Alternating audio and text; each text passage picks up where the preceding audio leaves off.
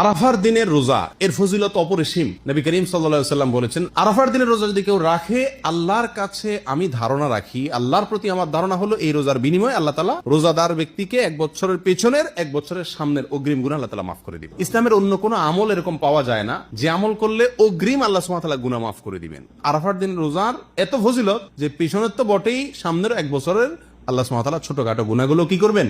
মাফ করে দিবেন। অতএব আরাফার দিনের রোজা আমাদের সকলের রাখা উচিত। কিন্তু এই রোজা রাখতে গিয়ে একটা বিভ্রান্তির মুখোমুখি আমরা হই, একটা প্রশ্নের মুখোমুখি আমরা হই। সেটা হলো যে আমরা আরাফাতের দিনের রোজাটা বাংলাদেশে মানুষেরা কোন দিনে রাখবো? আমরা কি 9 তারিখে রাখবো নাকি 8 তারিখে রাখবো? কারণ হাজী সাহেবরা আরাফাতে যেদিন অবস্থান করেন সেদিন আমাদের দেশে 8 তারিখ হয়, চাঁদের কি থাকে? 8 তারিখ থাকে। তো আমরা কি হাজী সাহেবরা আরাফাতের মাধ্যমে অবস্থান করছেন সেদিকে তাকায় 8 তারিখেই রাখবো, নাকি হাজী সাহেবরা সৌদি আরবে যেহেতু 9 তারিখে আরাফাতের ময়দানে অবস্থান করছেন, অতএব ওই 9 দিকে তাকে আমরা 9 তারিখে রাখবো? এটা নিয়ে একটা ধোঁয়াশা, একটা প্রশ্ন আমাদের ভেতরে কমবেশ আছে।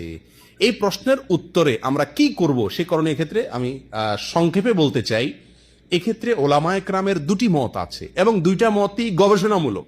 এর কোনোটাই কোনো হাদিস থেকে স্পষ্টভাবে সমর্থিত না, বরং উভয় মতই যার যার বুঝ এবং গবেষণা লব্ধ। কোনোটিকেই সঠিক বা ভুল এটা বলা বুদ্ধিমানের কাজ হবে না। অনেক ওলামায়ে কেরাম বলেন, আমরা হাজী সাহেবরা আরাফাতের ময়দানে যেদিন অবস্থান করবেন, পৃথিবীর সকল প্রান্ত থেকেই আমরা হাজী সাহেবদের ওই অবস্থানের, আরাফাতের অবস্থানের দিনেই কি রাখবো? রোজা রাখবো। এটাই হলো আরাফাত দিনের রোজা। যদি সেদিন কোনো দেশে ঈদ না হয় তাহলে আমরা রাখবো। সেটা আমার দেশে 8 তারিখ হোক 7 তারিখ হোক, দেখার দরকার নেই। এটা হলো অনেক ওলামায়ে কেরামের মত। অনেক ওলামায়ে কেরাম বলেন না, আমরা 9 তারিখে রোজা রাখবো আমাদের দেশে। সেটা হাজী সাহেবদের আরাফাতে অবস্থানের পরের দিন হয়, অর্থাৎ এদেশে সৌদি আরবে ঈদের দিন হয়, ওই দিন আমাদের দেশে 9 তারিখ, আমরা 9 তারিখে রাখবো। কেন? কারণ নবী করিম সাল্লাল্লাহু আলাইহি ওয়াসাল্লাম যে আরাফাতের দিনে রোজা রাখতে বলেছেন, আসলে 9 তারিখকে, জিলহজের 9 তারিখকে আরাফাতের দিন বলা হয়।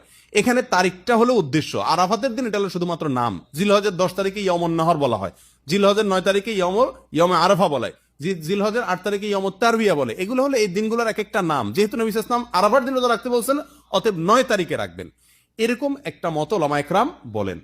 এখন আমরা কোন দিকে যাব? 8 তারিখে রাখবো নাকি 9 তারিখে রাখবো?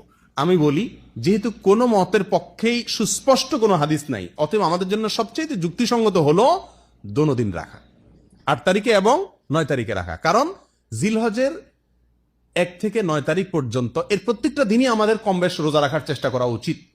নবী সাল্লাল্লাহু আলাইহি ওয়াসাল্লাম বলেছেন, মা মিন আইয়ামিন আল আমালুস সালিহু ফীহিন্না আহাব ইলাল্লাহ মিন হাযিহিল আইয়াম। জিলহজের 10 দিনের চাইতে অন্য কোনো দিনে আমল আল্লাহ তাআলার কাছে বেশি প্রিয় না।